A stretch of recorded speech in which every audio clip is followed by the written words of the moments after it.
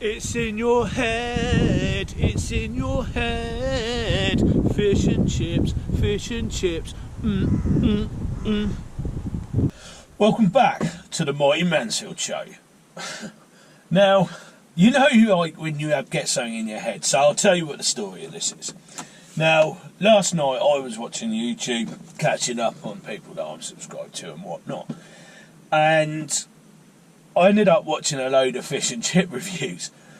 Well, this morning I've got up, and the first thing I thought about was fish and chips. Now, the rest of the morning, the only thing I thought about is fish and chips. So, I don't really have an alternative. I've got to go and find myself some fish and chips because I just can't stop thinking about it. And you know what it's like, when it's in your head, isn't it? You just got to go and deal with it. So I'm going to Google, I'm just going to put in nearest fish and chips to me and see which one takes my fancy. Right, so I'm in the kind of, I would say, Staines area.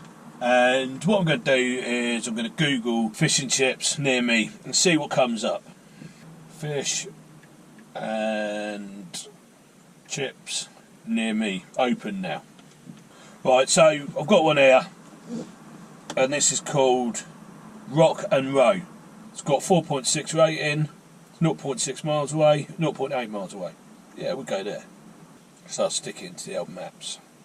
So Rock and Row, it's 7 minutes away. So let's go and see what we think.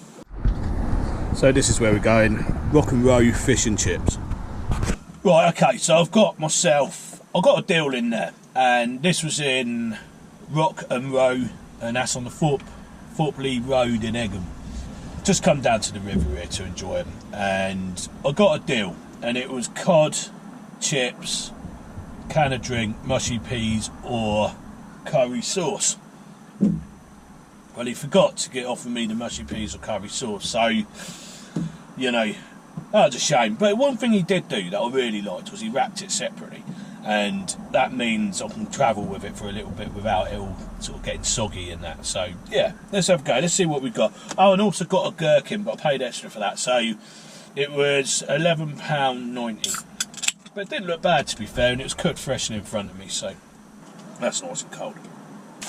Right, so basically, got a portion of chips, which basically come in a bag. So that's a good sized pickle, you know, can't knock them for that. I broke it in half by accident. So that's basically what we're getting. So yeah, that don't look bad, to be fair. The fish looks quite decent size, and yeah, it looks alright, doesn't it? So unfortunately it's a bit of a mission to unwrap and hold.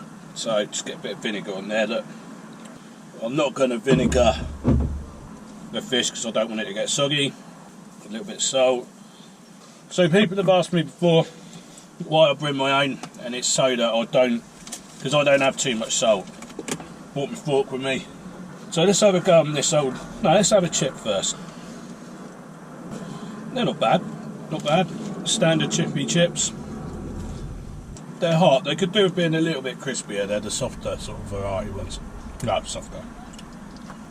But they're not bad at all. Then I've got a can of Fanta with it. I've come down to this free car park, and it's by the river, and there's lots of Egyptian geese and swans and that, and a lot of people coming down with their kids to feed them, so they're everywhere. Anyway, I'm going to pick this fish up so you can see it. So it's a nice big piece of fish, and it's very flaky. So it's really flaky, it's lovely actually, and quite fat as well. So the fish is really nice actually. It's a good decent sized portion, and it's cooked really well. It's what I call a very traditional fish and chip shop. The batter on it's really good. Don't know, it's old gherkin. Nice big fat gherkins on there, which I like. Just gonna put a bit of the old ketchup on. What I like about places like this is they're not trying to be saying they're not. I mean, that fish looks excellent, doesn't it? Just give you another quick look at what we're eating. It's pretty decent. Now I know it's traditional to serve fish and chips in paper. I do, however, I prefer it in a box, in a cardboard box, because it's a lot easier to eat. But, you know, I know it's a traditional way of serving it, isn't it? So even the tail end, That's quite meaty, isn't it? Right, so initially I got a deal, and it was meant to be cod and chips, can of drink, curry sauce or mushy peas. When I came to take the order from him, I waited for him to say, do you want mushy peas or curry sauce, and he didn't. So he'd forgotten it. However, on this occasion, I think that the piece of cod that he just gave me was absolutely excellent, and it was a real big fat bit at the end, not just with these, because a lot of the time they get the fillet and they cut them in half again, like, you know, make 2 fillets essentially. So, and this wasn't, it was like big flaky bits of cod, and it had a great flavour to it as well. So on this occasion, I'm going to forgive him for not putting the curry sauce on. I didn't really want it anyway, but I've got to say that I wasn't expecting it to be as good as it was. Don't know why. You know, a lot of these inland places aren't all that great, but that was a fine. That was really good. So I'm going to score that. The chips were a little bit on the soft side for me. I like mine a bit crispier, and the fact they were cooked to order as well. Anyway, I'm still going to score it quite high. It's still going to be an 8 out of 10. So that's the Rock and Row Fish and Chip Shop on Thorpe Road in Egham. 8 out of 10, really, really good. I recommend it to anyone passing. You know, this is lunchtime I've been in there, so it wasn't all that busy, but yeah, no, I really like that. I thought it was very good. Right, I'm going to go back, do beer of the week. Right, I'm in my back garden now, and I'm going to do beer of the week. I don't know if you can hear that, but it's another one of them living planes. And they are a bit of a nuisance when I'm trying to do beer of the week, and they're coming out of a small airport, like flying club basically. And I've just waited for 3 of them to go. Well, one was a biplane, but they're so noisy that drowns what I'm saying out. But like I say, I'll have a mic on soon anyway, so it won't matter. Anyway, let's do beer of the week, and what I've got now is, I'll show you. So I've got the Orchard Pig Reveller, and that's a medium cider, and it says on the top of the can, I don't know if you read that, born in Somerset. It all began in a Somerset shed, surrounded by the best West Country apples and old spot pigs. All the orchards have apples, not every orchard has orchard pigs. We do things the Orchard Pig way, a refreshing, different cider. Cheers to the rare breeds. I've never seen this before, but I'm going to have a go on it now. So this is proper Somerset cider. Let's have a go. So for those who know what proper Somerset cider smells like, you'll know why I sniffed it just then. And it did. It smelled exactly how I was expecting it to smell. Very strong smell of apples. So I've never had this one before. I found it actually on the shelf of a very well-known supermarket in the UK. So, you know, white and green striped supermarket. So, let's have a go on this then. Cheers. That is really nice. I'm trying to think what that reminds me of. That reminds me of another cider I used to drink when I was younger. As you can see, it's nice and orange. That's a Stormtrooper glass I've got this from anyway. Someone gave it to me. Said he wants to see it in beer of the week, so that's why you started to see the Stormtrooper glass appearing. But yeah, no, it's nice. Nice cider that. I would say it's like a medium to medium. It's not dry, but it's a medium, I'd say. But yeah, that's really nice.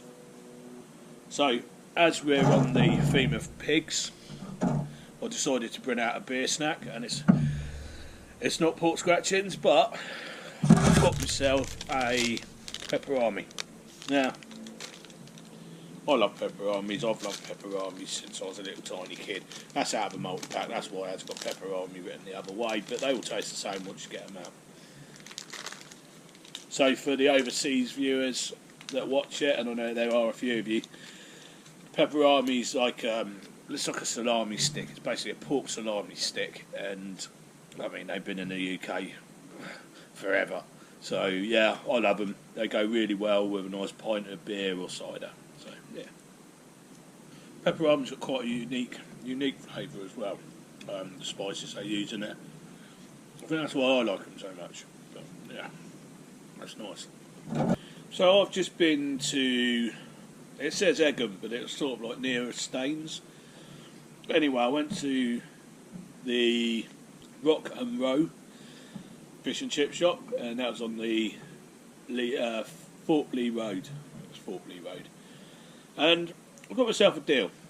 Now, he did forget the curry sauce, didn't he? Which I said I'm not going to hold against him, and I'm not. But I've got to say, once again, that the fish in particular was extremely good. And the taste of it was how it should be. So when I say that, the taste, I mean they don't... Some of these fish and chip shops use a lot of MSG and sort of flavour enhancers, and you can kind of taste that running through the batter. But this didn't have that taste to it, and yeah, I like it. I prefer it when it hasn't got flavour enhancers. I like the batter to talk for itself. But the fish itself, amazing. And a lot of places would have cut that in half and made 2 portions out of that. But this guy didn't. He gave you the big, thick loin end of it, and yeah, I think he done really well. So I scored that 8 out of 10, and yeah, I think that's well worth 8 out of 10. I don't really give scores for drinks because we all like a drink, don't we? Well, most of us do anyway. So Orchard Pig Reveller, yeah, does taste like a Somerset cider.